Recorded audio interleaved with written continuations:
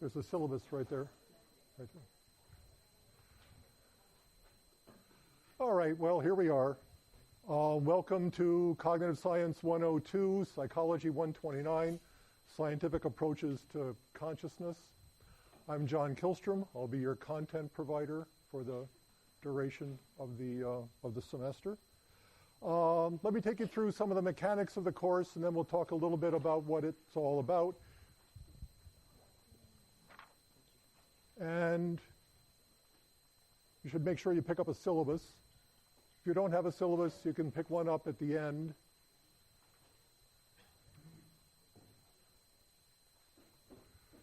Okay, so for those of you who don't know me, I'm a professor in the Department of Psychology. I have clinical training, but I don't practice. I think of myself as a cognitive social psychologist. I've got one foot in each camp. This is my cognitive year, so we're doing consciousness. That's my primary scholarly interest, research, writing, whatever.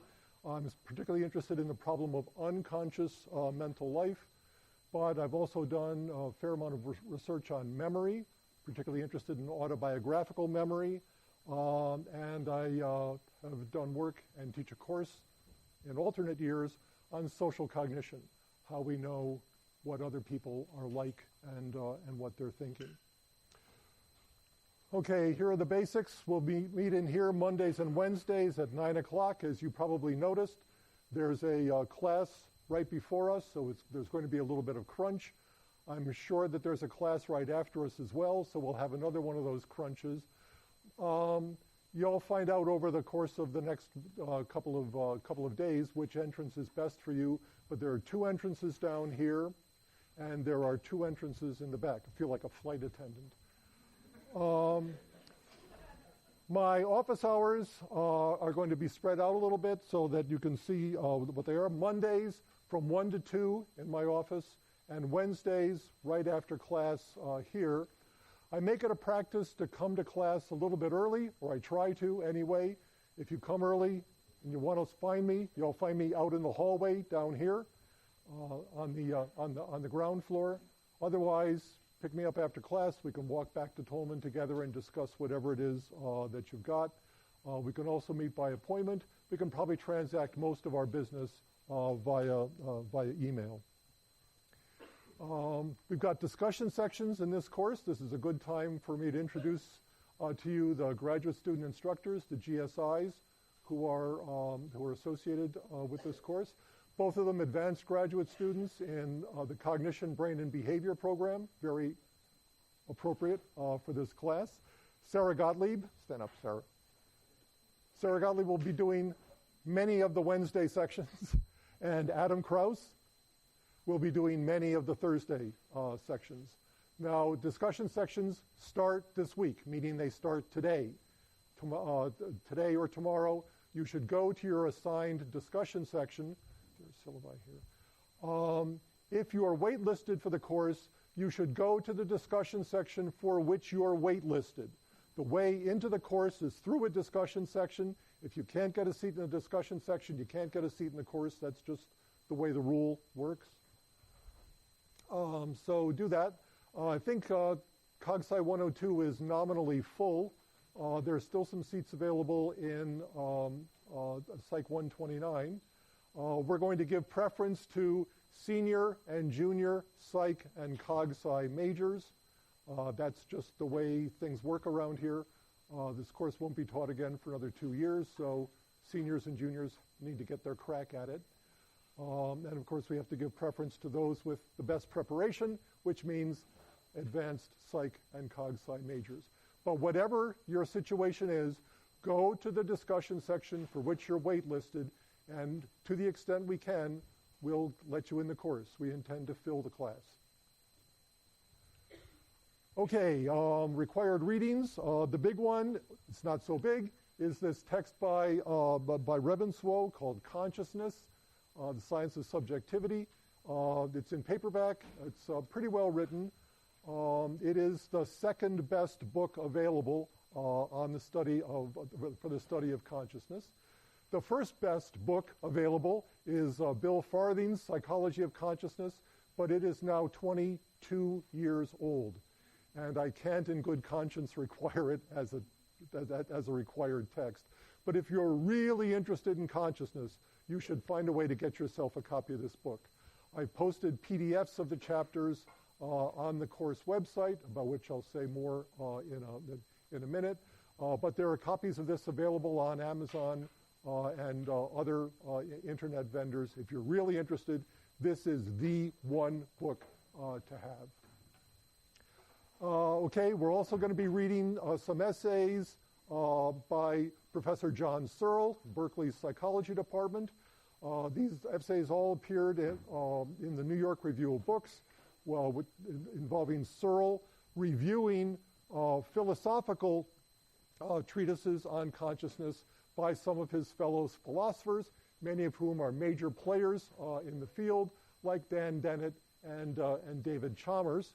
The nice thing about this book is you get Searle's point of view, which is, of course, correct.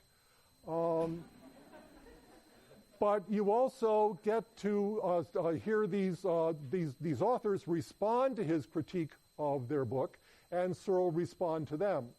This is not a philosophy course. This is a course in essentially psychology and cognitive science. It's very data-oriented, but I do want you to have some feel for the philosophical background against which these scientific issues are playing out.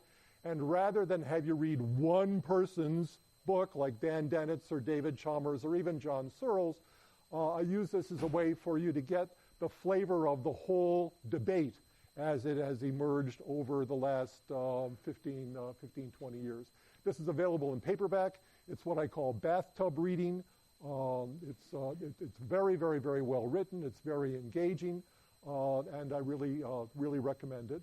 Speaking of bathtub reading, the other thing we'll read for the course is David Lodge's novel, Thinks, which is set in a center for cognitive science in England and revolves around debates about the nature of consciousness and the mind-body problem.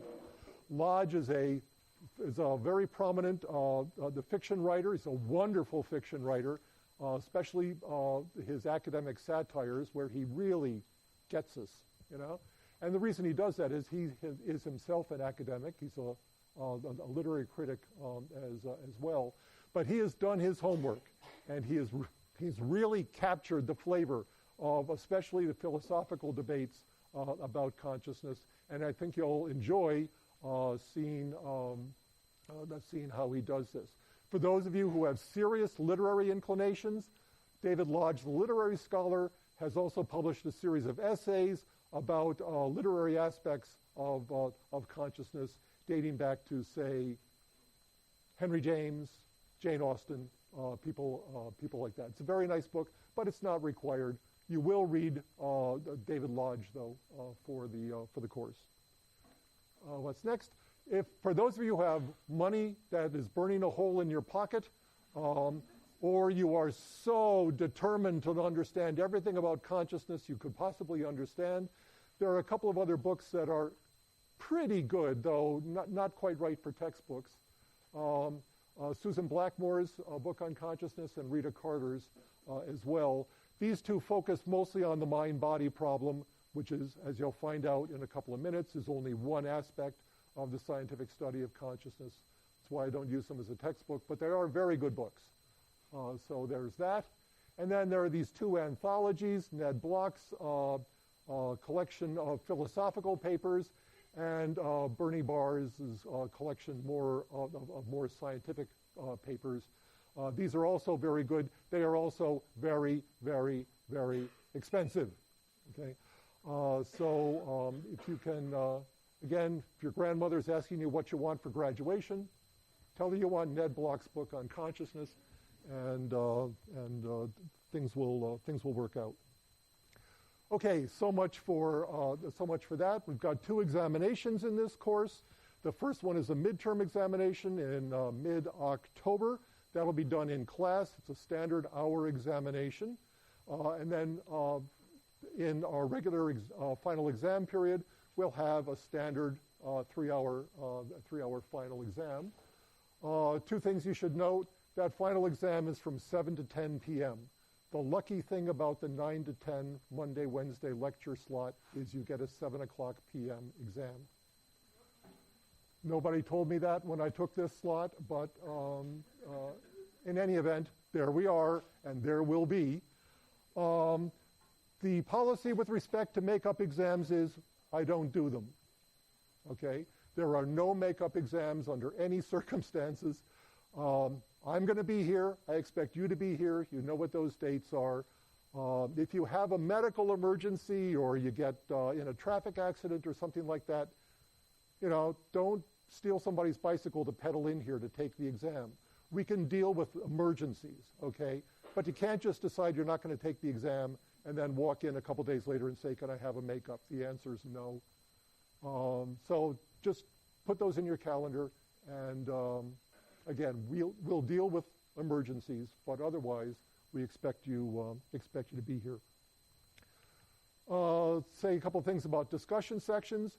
Discussion sections are a scarce resource, which is to say people want them, but we can't always provide as many as we should. There are seats around if you guys want to do something, but make sure you take a syllabus.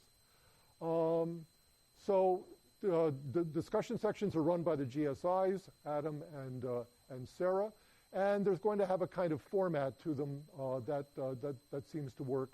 Adam and Sarah will start out each discussion section with a little presentation on some topic having to do with consciousness. That'll go on for roughly half the class, and then for the remainder there'll be lots of time for discussion and argument and analysis and all of those kinds of things. Attendance at discussion sections is required. That's what you do with a scarce resource. You don't want to come to discussion section, you don't have to. You don't have to be in the course either. We want you to come. Adam and Sarah will be taking attendance, and that will count towards your grade, as will participation in the discussion sections. Furthermore, there's a set of 9 what we call discussion postings or forum postings on various topics related to the course. They're all spaced out, roughly one every week or so. There's a deadline for those given in the syllabus and also on the course website, which I'll talk about in a minute. Those deadlines are firm. They're always 11:59 p.m., just like Cinderella, 1 minute before midnight. And if you get your posting in before then, that's good. If you don't get it in by then, it's late. These things are basically graded on an all or none basis. If they're on time, if they're responsive to the discussion prompt, and if they're reasonably free of spelling and grammatical errors. We all make mistakes, right? Then you get full credit. If your posting doesn't have those 3 features, then you don't get credit. So that's basically how that works. Exams.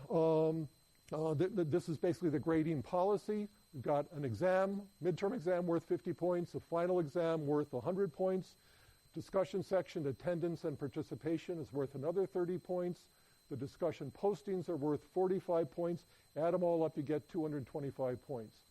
Applying the industry standard for letter grades, if you get 90% or more of those points, you are guaranteed some kind of A in the class.